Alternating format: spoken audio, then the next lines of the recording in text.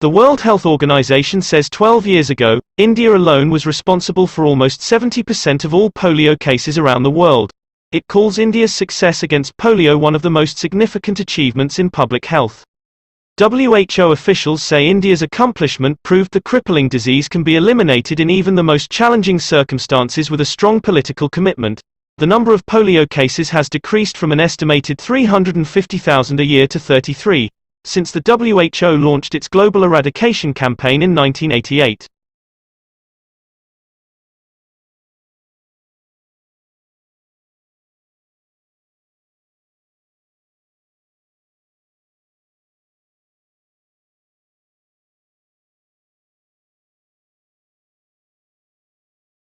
India has downplayed the impact of US plans to end New Delhi's preferential trade status that allows duty-free access to products worth $5.6 billion. Saying that India has not assured the United States that it will provide equitable and reasonable access to its markets, US President Donald Trump has directed the US Trade Representative's office to remove India from a program that grants it preferential trade treatment. In 2017, India was the biggest beneficiary of the Generalized System of Preferences, GSP, which lowers duties on exports from about 120 developing countries. The Indian Commerce Secretary told reporters in New Delhi that India has no plans to impose retaliatory tariffs on US goods.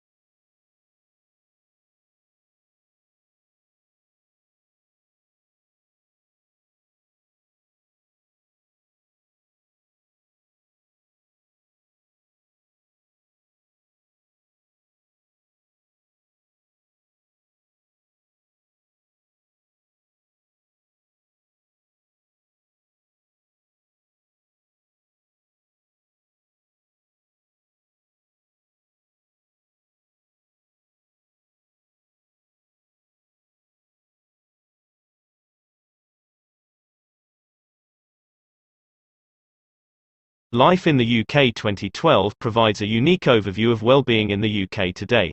The report is the first snapshot of life in the UK to be delivered by the Measuring National Wellbeing Programme and will be updated and published annually.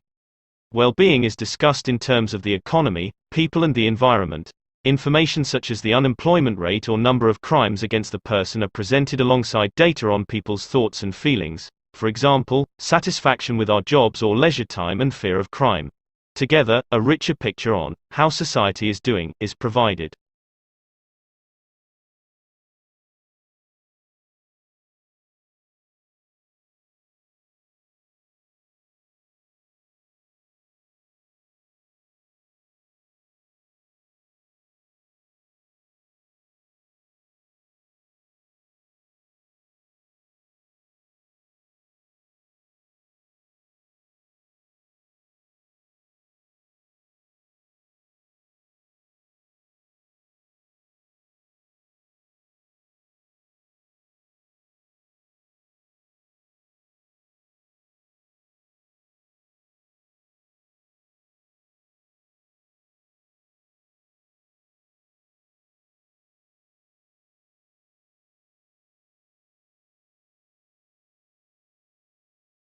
President Trump has warned Turkey's President Erdogan that foreign interference is complicating the situation in Libya.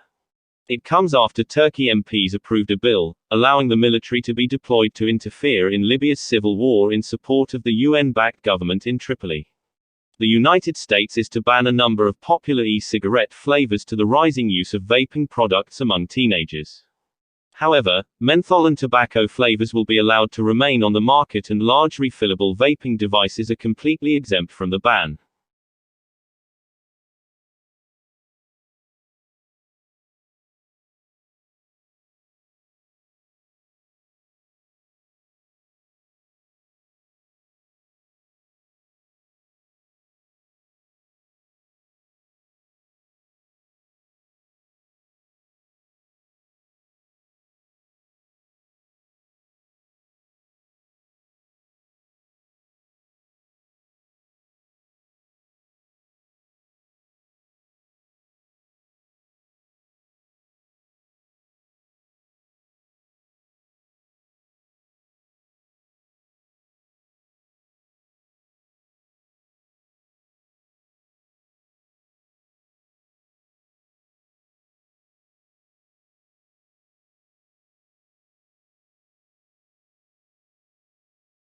The Democratic Republic of the Congo will hold an election in December, hopefully leading to a peaceful democratic transfer of power for the first time in the country's history. Sitting President Joseph Kabila came to power in 2001, having succeeded his father, Laurent Désiré Kabila, after his assassination. Joseph Kabila was elected as president in 2006 for a 5-year term, and re-elected in 2011. Though his second term ended in 2016 and the DRC constitution prevents him from seeking a third term, elections were not held and Kabila remained in power.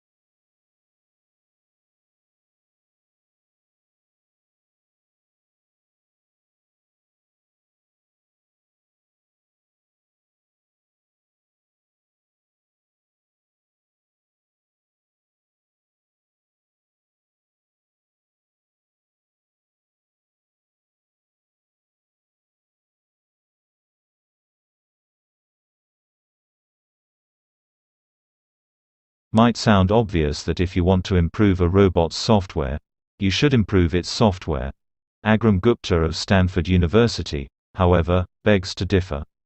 He thinks you can also improve a robot's software by improving its hardware. That is, by letting the hardware adapt itself to the software's capabilities.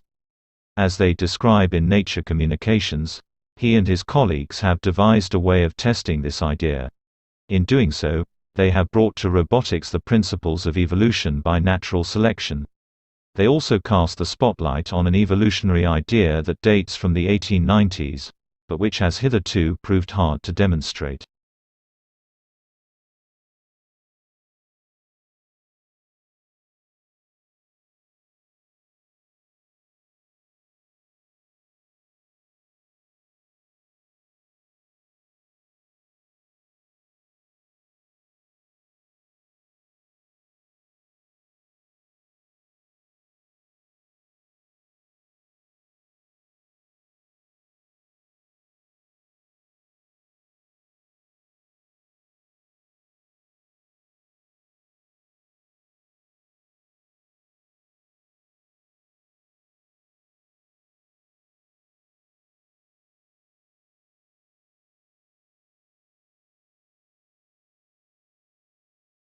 European market is a tough terrain for food delivery firms.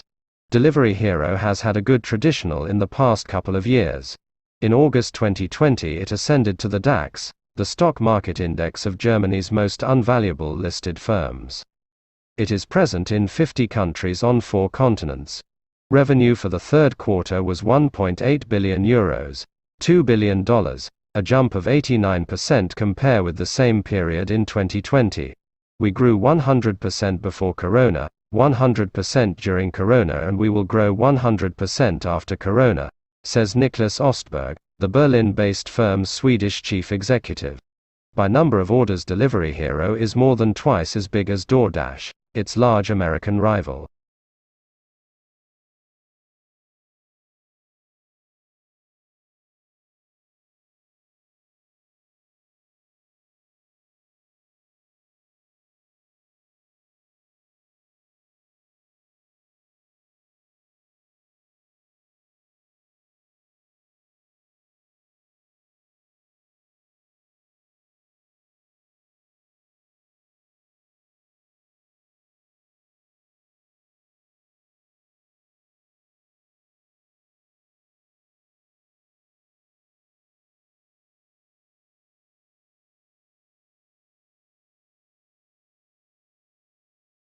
On August 4, explosives aboard 2 drones flying near Venezuelan President Nicolás Maduro as he spoke in Caracas were detonated. 7 people were injured. Maduro has used the incident as a pretext to crack down on Venezuela's opposition by unleashing the regime's secret police. State Department spokesperson Heather Nauert said, "The United States condemns the political violence that occurred on August 4 and urges the Maduro regime to respect the rule of law, exercise restraint, and safeguard the presumption of innocence for all accused."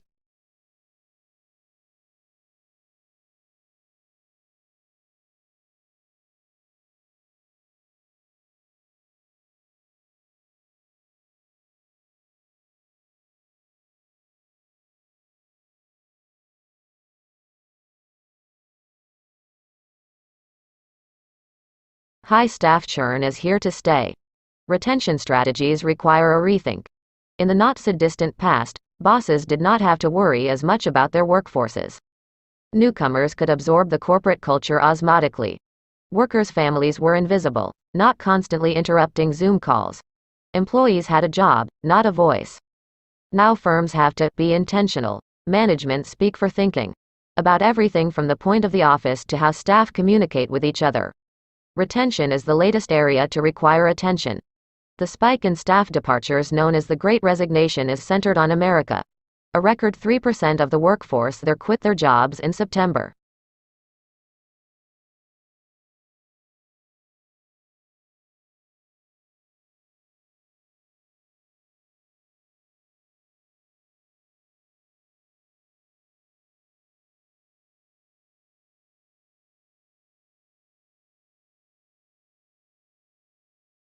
President Trump has reluctantly signed into law a congressional bill imposing sanctions on Russia over its policy in Ukraine and alleged meddling in last year's U.S. presidential election. Afterwards, He called the legislation seriously flawed, saying it encroached in his powers to negotiate foreign policy and hurt the interests of European allies.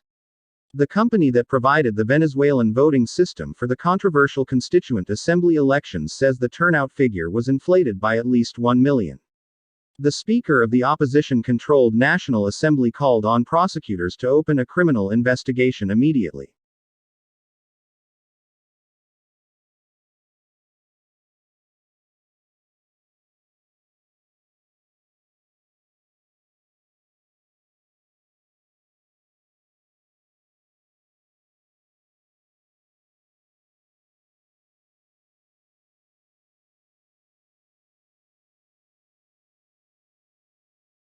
Executive Vice President of the U.S. government's Overseas Private Investment Corporation, OPIC, David Bohigian and other U.S. government officials traveled to Armenia, Azerbaijan, and Georgia in August to promote U.S. investment in those countries.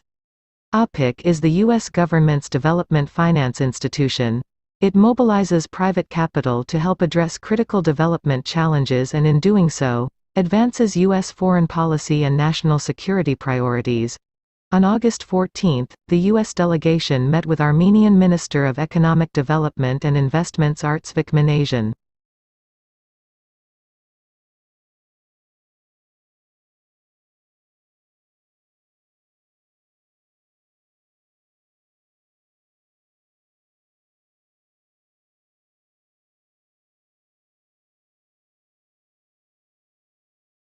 Barred owls can be found in dense forests right across North America. They feed on small mammals, fish, birds and small reptiles, pretty much anything that comes their way. The barred owl grows up to half a meter tall and has emerged as a very adaptable nocturnal predator. Whereas they have been long thought to live in old-growth forests, they are now building up quite an urban population. In Charlottes, North Carolina, barred owls tend to nest in the cavities of the numerous willow oak trees that line the city's streets. Far from being endangered, the owls have expanded their range, and now, in some places, conservationists are worried about the effects they might have on other native species.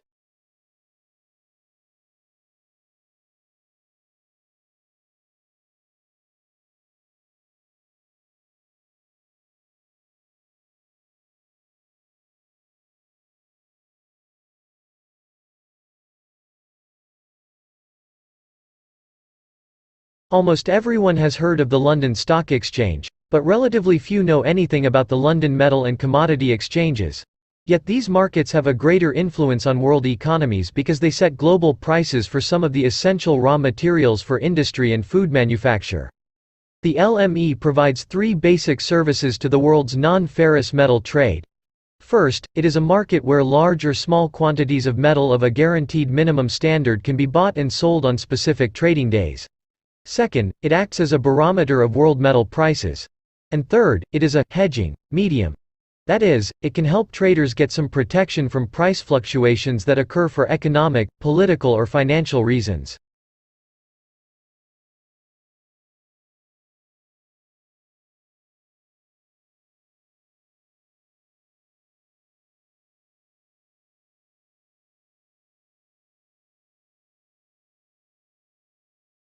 An important question about education is, then, why do some types of students achieve success easily and others struggle to do well? Well, one theory is that there is a genetic reason for academic achievement. What I mean by that is, a certain innate, measurable level of intelligence. Another frequently discussed theory is environmental factors, such as the effect of home and family upbringing. A final reason is related to the teaching and learning process within educational institutions, and the way it is organized, administered and assessed.